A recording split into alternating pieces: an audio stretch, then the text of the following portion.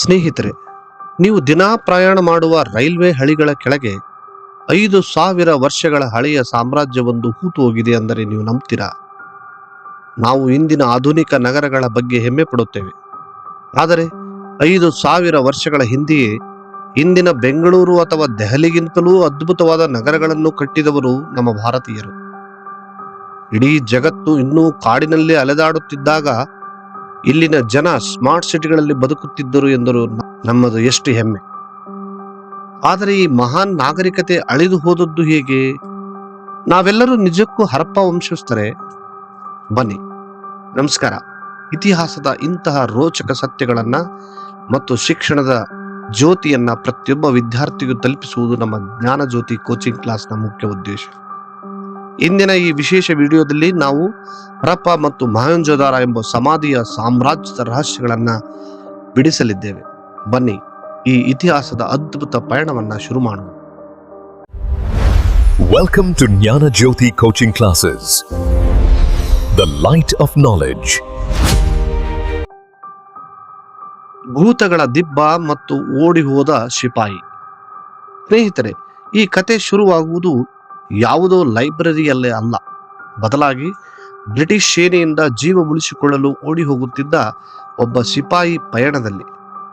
ಅಂದು ವರ್ಷ 1826.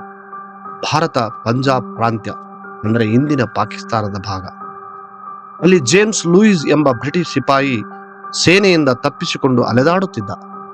ಸೈನ್ಯಕ್ಕೆ ಸಿಕ್ಕಿಬಿದ್ದರೆ ಸಾವು ಖಚಿತ ಎಂದು ಹೆದರಿದ ಆತ ತನ್ನ ಹೆಸರನ್ನು ಚಾರ್ಲ್ಸ್ ಮ್ಯಾಸನ್ ಎಂದು ಬದಲಿಸಿಕೊಂಡು ಒಬ್ಬ ಬಂಜಾರನಂತೆ ತಿರುಗುತ್ತಿದ್ದ. ಹೀಗೆ ಅಲಿಯುತ್ತಿದ್ದಾಗ ಮ್ಯಾಸನ್ ಕಣ್ಣಿಗೆ ಬಿದ್ದುದು ಒಂದು ವಿಚಿತ್ರ ದೃಶ್ಯ. ಮೈದಾನದ ಮಧ್ಯೆ ಬೆಟ್ಟದಂತಿದ್ದ ಬೃಹತ್ ಮಣ್ಣಿನ ದಿಬ್ಬಗಳು. ಅಲ್ಲಿನ ಸ್ಥಳೀಯರು ಆ ದಿಬ್ಬಗಳ ಹತ್ತಿರ ಹೋಗಲು ಹೆದರುತ್ತಿದ್ದರು. ಯಾಕೆ ಗೊತ್ತಾ? ಅವರ ಪಾಲಿಗೆ ಅದು ಭೂತಗಳ ವಾಸಸ್ಥಾನ, ಅಂದ್ರೆ ಅಬೋರ್ಡ್ ಆಫ್ ಗಾಸ್ಟ್ಸ್. ಅಲ್ಲಿ ಹೋದವರು ವಾಪಸ್ ಬರಲ್ಲ ಅನ್ನೋದು ಅವರ ನಂಬಿಕೆಯಾಗಿತ್ತು. ಆದರೆ ಮ್ಯಾಸನ್ ಒಬ್ಬ ಸಾಹಸಿ. ಆತ ಹೆದರದೆ ಆ ದಿಬ್ಬಗಳನ್ನು ಹತ್ತಿದಾಗ ಕಂಡ ದೃಶ್ಯ ಅವನನ್ನೇ ಬೆಚ್ಚಿ ಬೀಳಿಸಿತು. ಅಲ್ಲಿ ಮಣ್ಣಿನ ಅಡಿಯಲ್ಲಿ ಸಾವಿರಾರು ವರ್ಷ ಹಳೆಯದಾದ ಅತ್ಯಂತ ಸುಂದರವಾಗಿ ಜೋಡಿಸಲ್ಪಟ್ಟ ಕೆಂಪು ಸುಟ್ಟ ಇಟ್ಟಿಗೆಗಳ ಗೋಡೆಗಳಿದ್ದವು. ಮ್ಯಾಸನ್ ಕ್ಷಣ ತನ್ನ ಡೈರಿ ತೆಗೆದು ಒಂದು ಸಾಲು ಬರೆಯುತ್ತಾನೆ. ಇಲ್ಲಿ ಯಾವುದೋ ಮಹಾನ್ ನಗರದ ಅವಶೇಷಗಳು ಮಣ್ಣಿನ ಅಡಿಯಲ್ಲಿ ನಿದ್ರಿಸುತ್ತಿವೆ. ಅವನಿಗೆ ಅನ್ನಿಸಿದ್ದು ಇದು ಸಿಕಂದರ್, ಅಂದ್ರೆ ಅಲೆಕ್ಸಾಂಡರ್ ದ ಗ್ರೇಟ್ ಕಾಲದ ಕೋಟೆ ಇರಬಹುದು ಅಂತ. ಆದ್ರೆ ಇಲ್ಲೇ ಇರೋದು ಅತಿ ದೊಡ್ಡ ಟ್ವಿಸ್ಟ್. ಮ್ಯಾಸನ್ ತಾನು ಸಿಕಂದರ್ ಕಾಲದ್ದು ಅಂದುಕೊಂಡಿದ್ದ ಆ ಅವಶೇಷಗಳು ಸಿಕಂದರ್ಗಿಂತಲೂ 2,000 ವರ್ಷ ಹಳೆಯವು ಎಂಬ ಸತ್ಯ ಅಂದು ಯಾರಿಗೂ ತಿಳಿದಿರಲಿಲ್ಲ. ಹೌದು ಸ್ನೇಹಿತರೆ, ಮ್ಯಾಸನ್ ಅಂದು ನೋಡಿರುವುದು ಜಗತ್ತಿನ ಅತಿ ಪುರಾತನ ನಾಗರಿಕತೆಯಾದ ಹರಪ್ಪಾದ ಮೊದಲ ಕುರುಹುಗಳನ್ನು. ಇಡೀ ಜಗತ್ತಿಗೆ ತನ್ನ ಇತಿಹಾಸದ ಬಗ್ಗೆ ಅರಿವಿಲ್ಲದಿದ್ದಾಗ ಹರಪ್ಪ ತನ್ನ ರಹಸ್ಯವನ್ನ ಆ ಓಡಿ ಬಂದ ಸಿಪಾಯಿಯ ಮುಂದೆ ಬಿಚ್ಚಿಟ್ಟಿತ್ತು. ಆಶ್ಚರ್ಯ ಅಲ್ವಾ?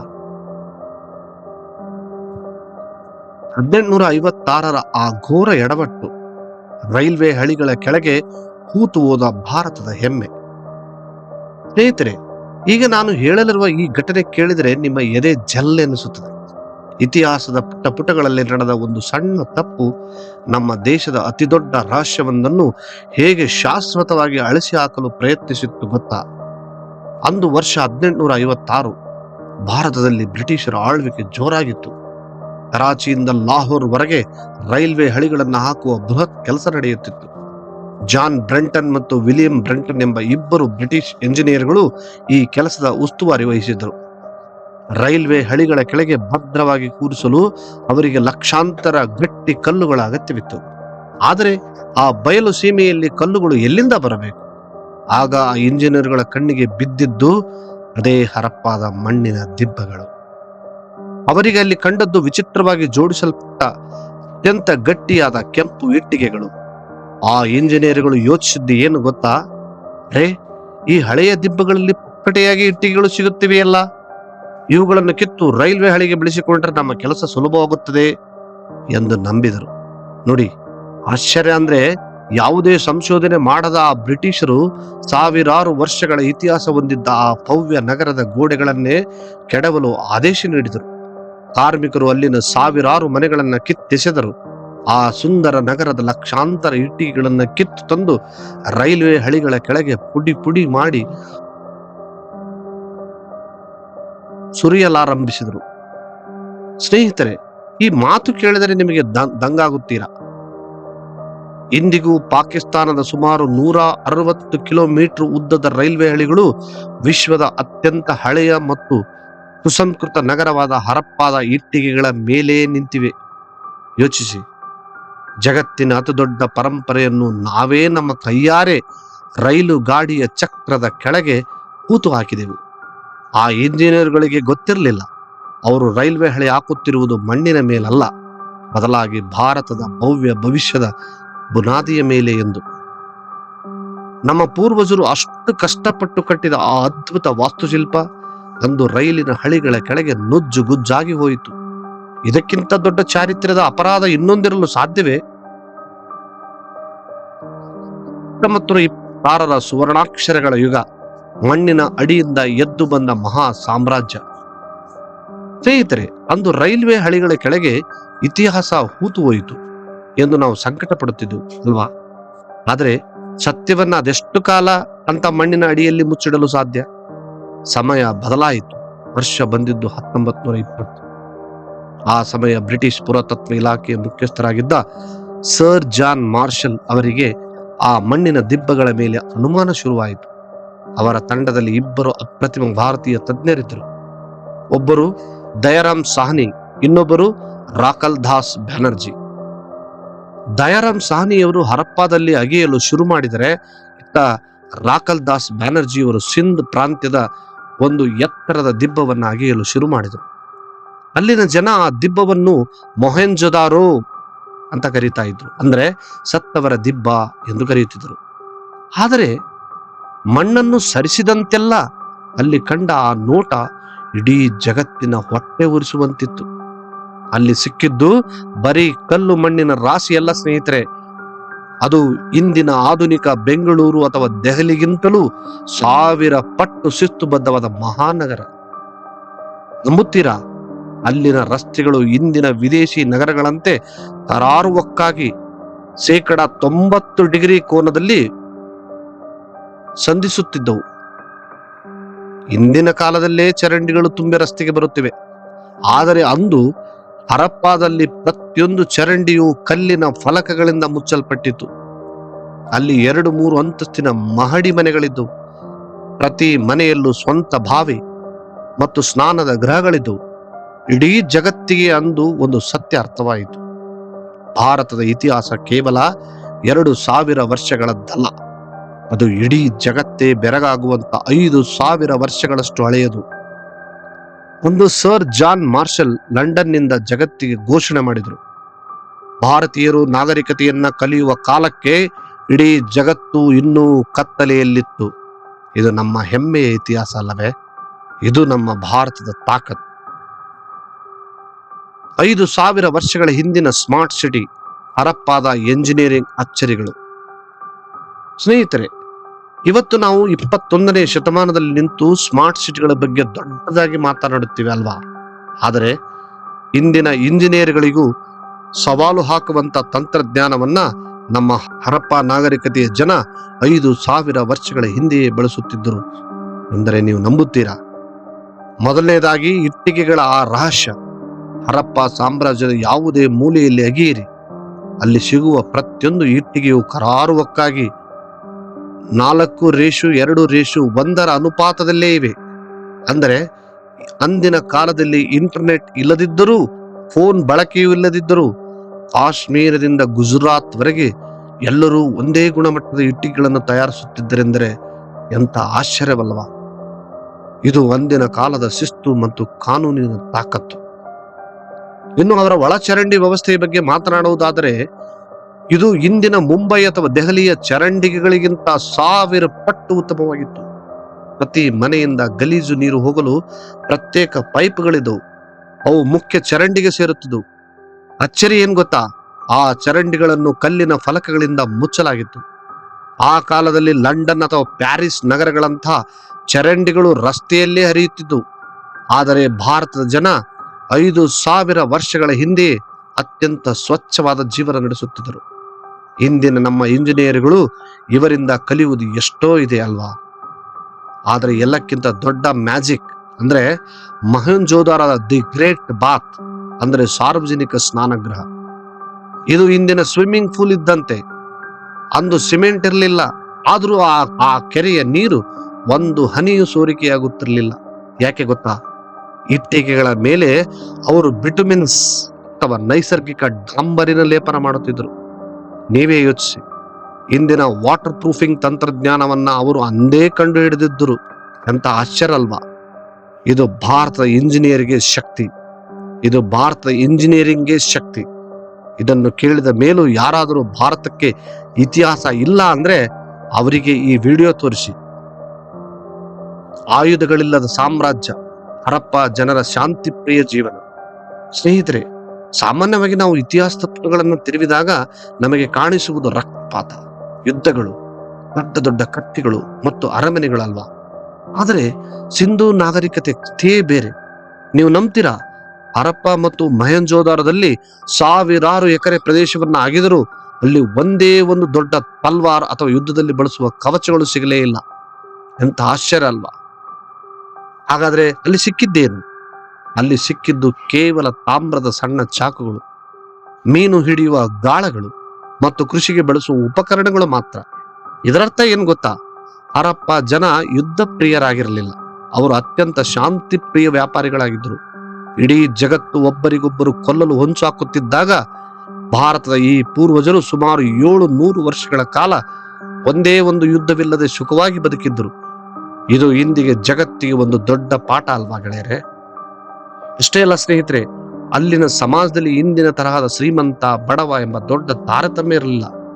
ಅಗೆದಾಗ ಸಿಕ್ಕ ಮನೆಗಳೆಲ್ಲವೂ ಹೆಚ್ಚು ಕಡಿಮೆ ಒಂದೇ ತರಹದ ಸೌಲಭ್ಯಗಳನ್ನು ಹೊಂದಿದ್ದವು. ಅಲ್ಲಿ ಯಾವುದೇ ದೈತ್ಯ ಅರಮನೆಗಳಿರಲಿಲ್ಲ ಅಥವಾ ರಾಜರ ವಿಗ್ರಹಗಳಿರಲಿಲ್ಲ. ಅಲ್ಲಿನ ಅತಿ ದೊಡ್ಡ ಕಟ್ಟಡ ಯಾವುದು ಗೊತ್ತಾ? ಅದು ಧಾನ್ಯಗಳನ್ನು ಸಂಗ್ರಹಿಸುವ ಗ್ರೇಟ್ ಗ್ರ್ಯಾನರಿ ಮತ್ತು ಸ್ನಾನಗೃಹಗಳು. ಅಂದರೆ ಅಂದಿನ ಜನ ರಾಜರ ಸೇವೆ ಮಾಡುವುದಕ್ಕಿಂತ ಹೆಚ್ಚಾಗಿ ಸಾಮಾನ್ಯ ಜನರ ಹಸಿವು ಮತ್ತು ಸ್ವಚ್ಛತೆಗೆ ಆದ್ಯತೆ ನೀಡುತ್ತಿದ್ದರು. ಇಂತಹ ಸಮಾನತೆಯ ಸಮಾಜ 5,000 ವರ್ಷಗಳ ಹಿಂದೆಯೇ ಭಾರತದಲ್ಲಿತ್ತು ಎಂದರೆ ನಾವೆಲ್ಲರೂ ಹೆಮ್ಮೆ ಪಡಲೇಬೇಕಲ್ವಾ?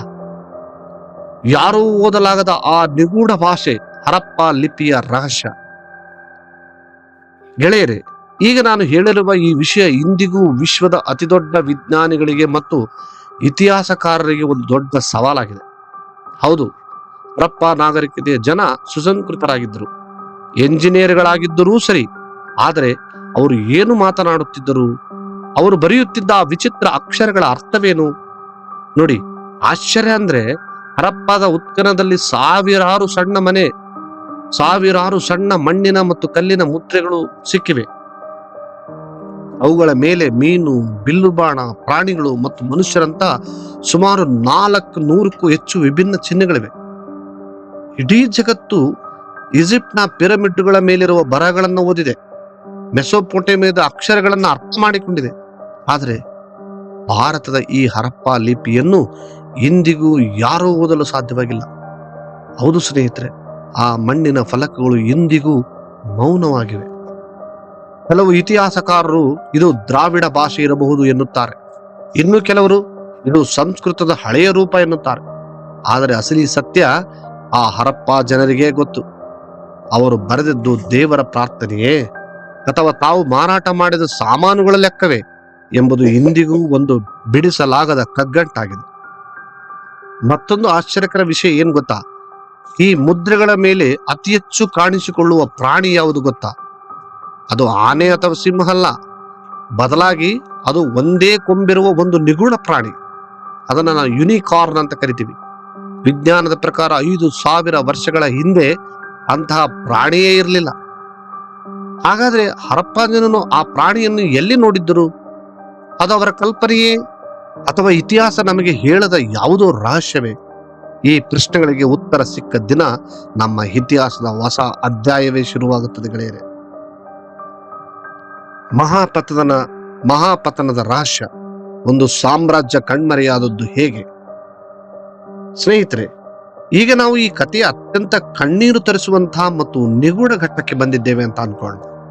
ಸುಮಾರು 700 ವರ್ಷಗಳ ಕಾಲ ಅತ್ಯಂತ ವೈಭವದಿಂದ ಮೆರೆದ ಈ ಹರಪ್ಪ ಮತ್ತು ಮೊಹೆಂಜೋದಾರೋ ನಗರಗಳು ಕ್ರಿಸ್ತ ಪೂರ್ವ 1900ರ ಸುಮಾರಿಗೆ ಇದ್ದಕ್ಕಿದ್ದಂತೆ ಜನರಿಲ್ಲದೆ ಖಾಲಿಯಾದವು.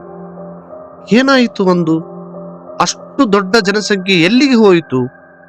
ಮೊಹೆಂಜೋದಾರೋದ ಬೀದಿಗಳಲ್ಲಿ ಅಗೆದಾಗ ಸಿಕ್ಕ ಆ ದೃಶ್ಯ ಇಂದಿಗೂ ಇತಿಹಾಸಕಾರರ ನಿದ್ದೆ ಕೆಡಿಸಿದೆ. ಅಲ್ಲಿನ ರಸ್ತೆಗಳಲ್ಲಿ, ಮನೆಗಳ ಮೆಟ್ಟಿಲುಗಳ ಮೇಲೆ ನೂರಾರು ಮನುಷ್ಯರ ಕಂಕಾಲುಗಳು ವಿಚಿತ್ರವಾಗಿ ಬಿದ್ದಿದ್ದವು. ಅವುಗಳನ್ನು ನೋಡಿದರೆ ಸಾವು ಅತ್ಯಂತ ಹಠಾತ್ ಆಗಿ ಬಂದಂತೆ ತೋರುತ್ತಿದೆ. ಜನರಿಗೆ ಓಡಿ ಹೋಗಲು ಕೂಡ ಸಮಯ ಸಿಕ್ಕಿರಲಿಲ್ಲ ಅಂತ ಅನಿಸುತ್ತದೆ. ಯಾರಾದರೂ ಬಂದು ದಾಳಿ ಮಾಡಿದರೆ, ಅಥವಾ ಯಾವುದೋ ಪರಮಾಣು ಯುದ್ಧ ನಡೆಯುತ್ತೆ. ಕೆಲವರು ಇಂಟರ್ನೆಟ್ ಕಥೆಗಳು ಅಲ್ಲಿ ಬ್ರಹ್ಮಾಸ್ತ್ರ ಪ್ರಯೋಗವಾಗಿತ್ತು ಎನ್ನುತ್ತವೆ. ಆದರೆ ವಿಜ್ಞಾನ ಹೇಳುವ ಸತ್ಯವೇ ಬೇರೆ. ಅಸಲಿಗೆ ಆ ಮಹಾನ್ ನಾಗರಿಕತೆಯ ಕೊಲೆಗಾರ ಯಾವುದೇ ಮನುಷ್ಯನಲ್ಲ, ಬದಲಾದ ಪ್ರಕೃತಿ. ಹೌದು ಸ್ನೇಹಿತರೆ, ಸ್ಯಾಟಲೈಟ್ ಚಿತ್ರಗಳ ಪ್ರಕಾರ ಅಂದು ದೊಡ್ಡ ಭೂಕಂಪಗಳು ಸಂಭವಿಸಿ ಪವಿತ್ರ ಸರಸ್ವತಿ ನದಿ ತನ್ನ ಹಾದಿಯೇ ಬದಲಿಸಿತ್ತು. ನದಿ ಬತ್ತಿ ಹೋದಾಗ ಕುಡಿಯಲು ನೀರಿಲ್ಲದೆ, ಬೆಳೆಗಳಿಲ್ಲದೆ ಹಸಿವಿನಿಂದ ಜನ ತತ್ತರಿಸಿದರು. ಯೋಚಿಸಿ, ತಮ್ಮ ಸುಂದರವಾದ ಮನೆಗಳನ್ನು, ಆ ಸ್ವಿಮ್ಮಿಂಗ್ ಪೂಲ್ಗಳನ್ನು ಮತ್ತು ವ್ಯವಸ್ಥಿತ ನಗರಗಳನ್ನು ಬಿಟ್ಟು ಅಂದು ಜನ ಕಣ್ಣೀರು ಹಾಕುತ್ತಾ ಪೂರ್ವದ ಕಡೆಗೆ, ಅಂದರೆ ಗಂಗಾ ನದಿಯ ಬಯಲಿಗೆ ವಲಸೆ ಹೋದರು. ಹೋಗುವಾಗ ಅವರು ತಮ್ಮ ಸಂಪತ್ತನ್ನು ಬಿಟ್ಟು ಹೋದರು, ಆದರೆ ತಮ್ಮ ಸಂಸ್ಕೃತಿಯನ್ನು ಮಾತ್ರ ಬಿಡಲಿಲ್ಲ. ಆ ನಗರಗಳು ಮಣ್ಣಿನ ಅಡಿಯಲ್ಲಿ ಸಮಾಧಿಯಾದವು, ಆದರೆ ಅಲ್ಲಿನ ಜನರ ರಕ್ತ ಇಂದಿಗೂ ನಮ್ಮಲ್ಲಿ ಹರಿಯುತ್ತಿದೆ. ರಾಖಿ ಗಡಿಯ DNA ಸೌಟು. ನಾವು ಯಾರ ವಂಶಸ್ಥರು? ಈಗ ನಾವು ಈ ವಿಡಿಯೋದ ಅತಿ ಮುಖ್ಯ ಘಟ್ಟ ಅಂದ್ರೆ ತಪ್ಪಾಗ್ಲಿಕ್ಕಿಲ್ಲ. ಇಷ್ಟು ವರ್ಷ ನಮಗೆ ಏನು ಹೇಳಿಕೊಡಲಾಗಿತ್ತು?